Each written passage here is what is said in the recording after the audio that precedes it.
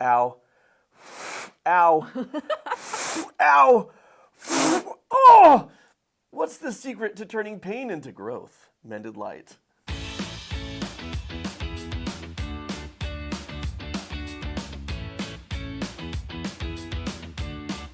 Didn't see that one coming, did you? No, I didn't. I was like, what is happening? What if the hardest parts of your life were not just obstacles? What if they were invitations?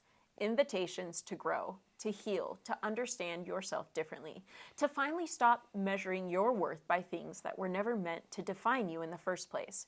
Because most of us spend our lives fighting our pain, running from discomfort, or trying to prove we are enough. But what if the obstacle itself is actually the way forward? Today, we're talking about how to turn the obstacles to self-compassion into opportunities for healing and growth. There's a powerful idea from Stoic philosophy that says the obstacle is the way. And one of the things we love about that idea is this: every obstacle can either be the catalyst that hardens us or softens us. The same boiling water that hardens the egg softens the potato. I love potatoes, and so much of healing comes down to how we choose to interpret what happens to us. Which then begs the obvious question: are you an egg or are you a potato? No, but seriously, we often don't choose our circumstances. We definitely make choices that influence and impact our circumstances. But ultimately, we get to choose what do we do with our circumstances. There is this beautiful moment in Ted Lasso where someone is angry with Ted, and instead of becoming defensive, he responds with curiosity. He says, "You're mad as hell at me. I just want to know why. What have I got to learn here?" That mindset changes everything. Instead of seeing pain as proof of failure, he sees it as an opportunity for growth. And that is the heart of self-compassion. One of the biggest obstacles to self-compassion is what we call worth ties.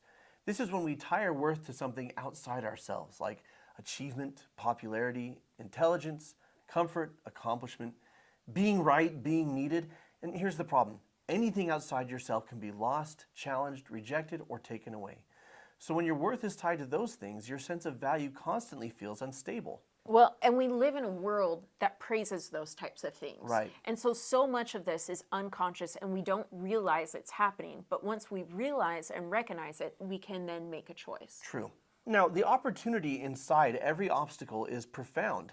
It's the opportunity to realize that your worth is innate. You brought it with you. Your weaknesses, or what we call around here your growth opportunities, They're not bunny ears. They are growth opportunities. Your missteps do not erase your worth. All they do is give you experience. Experience, when applied, is knowledge that you could have gained no other way. Your struggles do not erase your worth.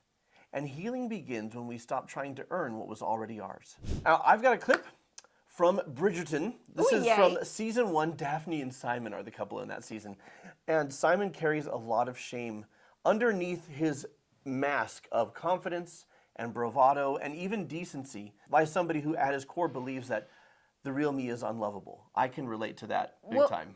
And he was so clearly told that and rejected by his father. Like, comes from a very real place. Just like it does for all of us. We don't just make this stuff up. It comes from something. But he carries within him this belief that I am unlovable as I am. And he armors up real hardcore. Which leads to him keeping her at arm's length and never really showing who he is.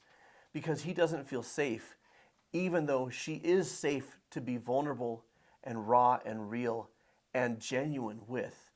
And now she's going to help him see that and see why. Well, and in contrast, she came from a very loving family and a very loving home environment. So she's like, I don't understand. and it's like, of course you wouldn't understand. And when she finally does, she gives him exactly what he needs. Daphne. I am so sorry. For what? Even a duke cannot control the weather. I know that this is not what you had envisioned for the evening. Certainly not. And for that, It is better. I know why you made that vow to your father. Vow never to have children. I found the letters you wrote to him as a child, and I read them. Daphne. Just because something is not perfect does not make it any less worthy of love.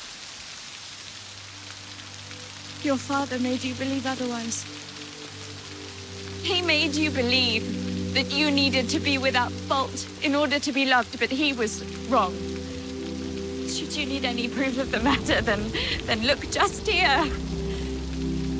I am tired of pretending. And I cannot continue acting as if I do not love you. Because I do. I love all of you. Even the parts that you believe are too dark and too shameful.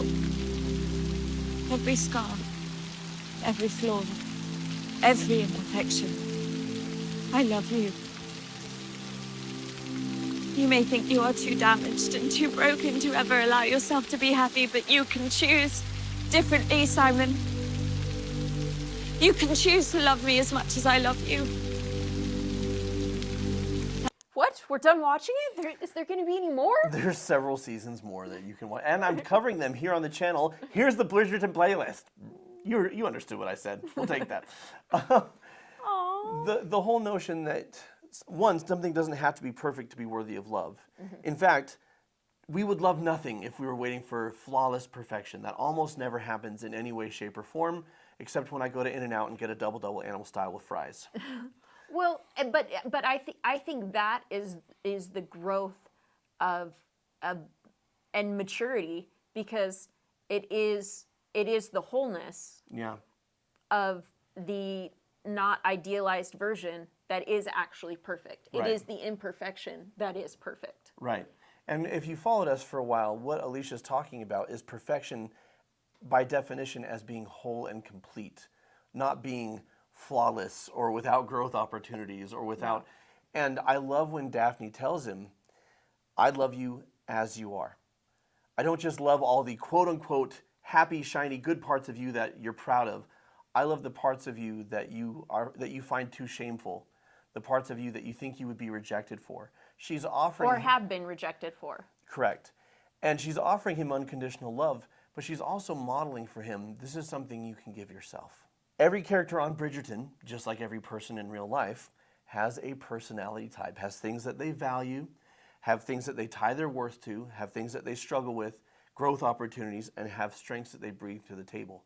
And every one of the major personality types that we talk about here, dreamer, healer, closer, thinker, all of them have things that they might tie their worth to, or that they tend to tie their worth to. Right, because it is what they value. It is Right. their gifts. But their gifts cannot live fully. None of our gifts can live fully if we're tying our worth to them. Right. If we're living in fear of rejection or abandonment, or using those gifts to try and earn our worth and acceptance Right. and belonging. Yep. So let's talk about the different worth ties, shall we? Yeah. Do you want to talk about yours, or do you want me to talk about mine? Who wants to talk about what? I'll talk first. I'll go first, talk about the dreamer worth ties. Okay. Dreamers, like me, often tie their worth to peer acceptance. They feel valuable when people laugh, when people enjoy them, when people approve of them, when people think they're fun or funny. And honestly, there's nothing wrong with loving humor and connection and joy. The problem happens when your worth depends on it. Because what happens when someone does not understand your humor? It happens a lot. When someone rejects you, when someone sees you as too much or immature. Without knowing your innate worth, rejection becomes identity, and we fear the possibility of rejection.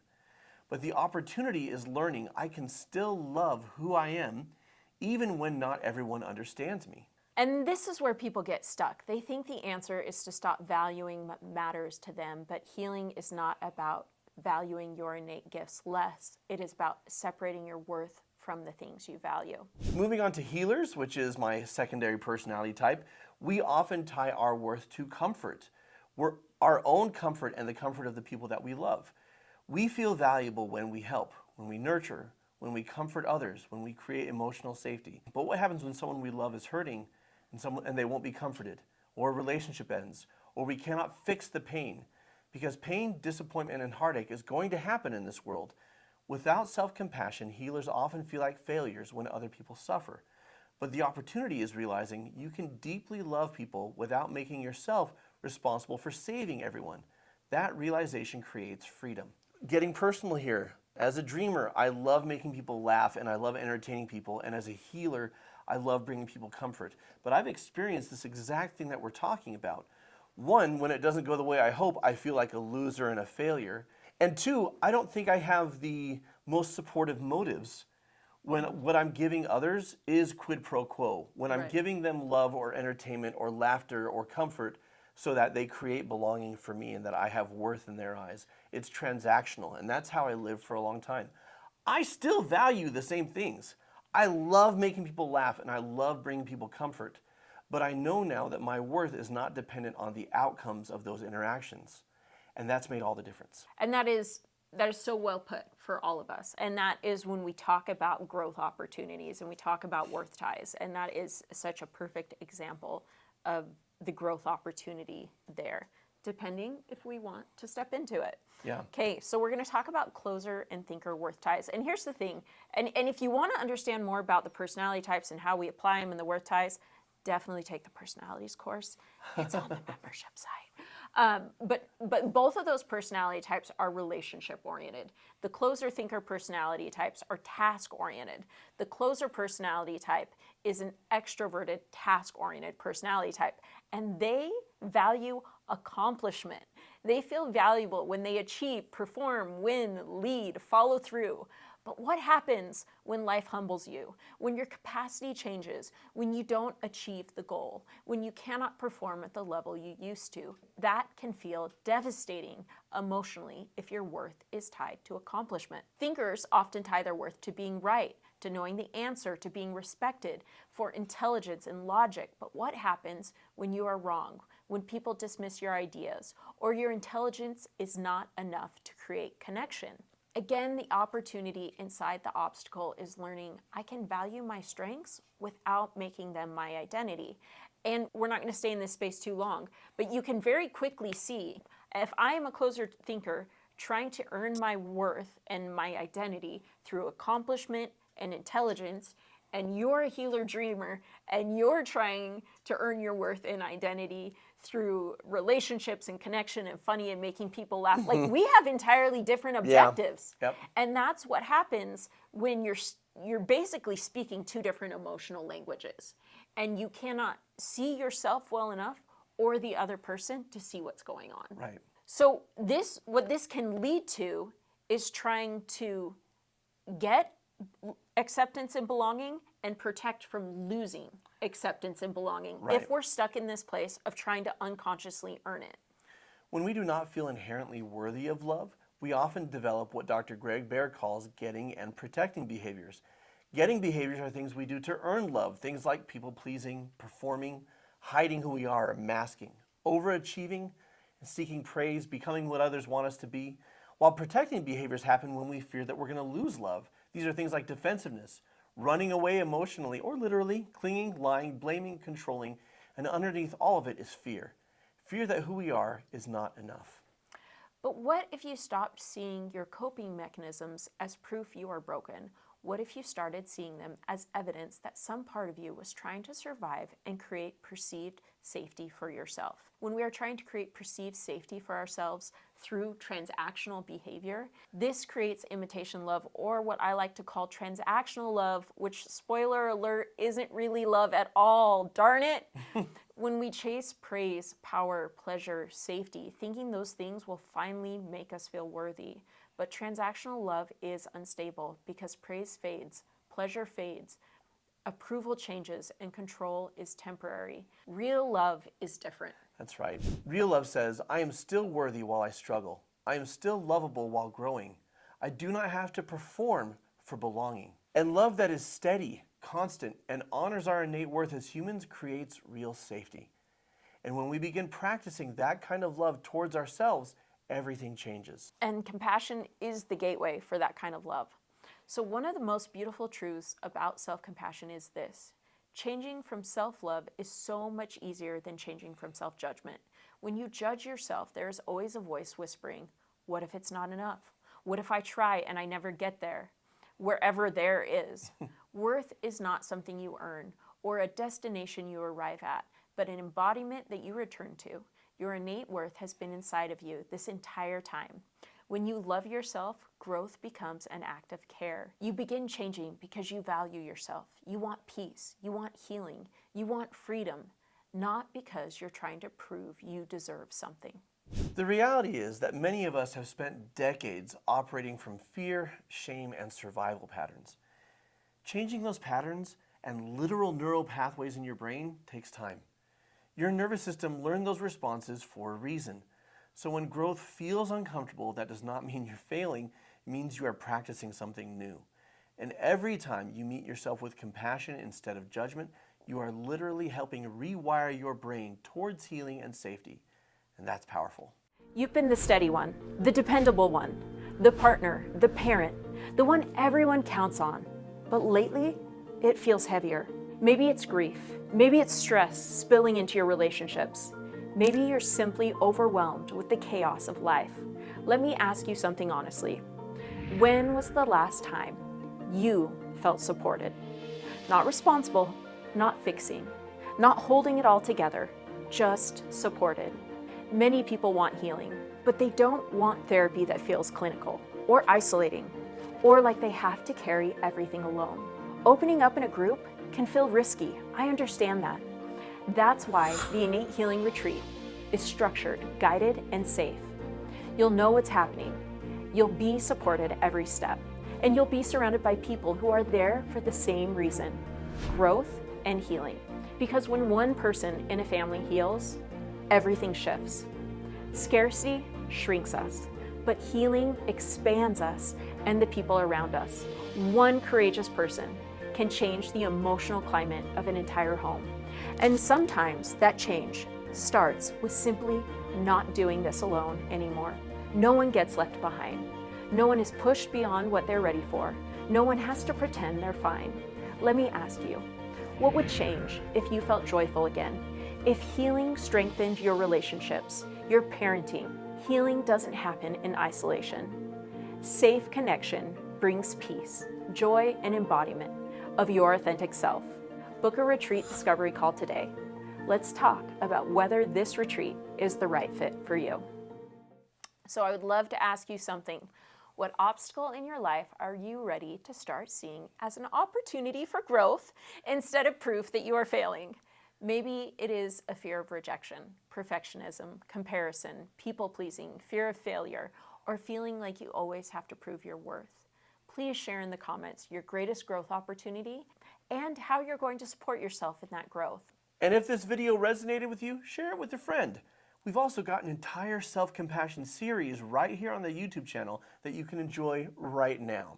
And if you want to go deeper with the full online self-compassion video course, which of course you do, you can access it for just $1 right now on our membership site. The link is here and in the description. You are not broken, you are growing. And oftentimes the obstacle itself becomes the path that leads us home to ourselves. Till next time, friends, keep shining. We need your light.